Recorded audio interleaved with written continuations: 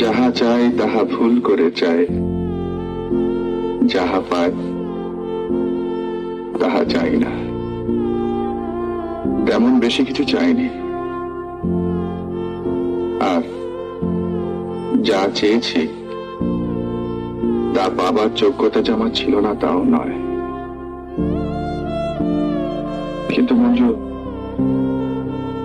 এমন এক নক্ষত্রে আমি জন্মেছি যার প্রভাবে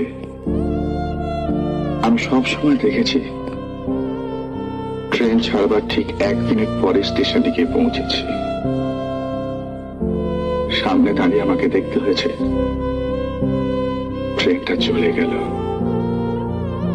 পিছনে ছুটেও কোনো লাভ নেই।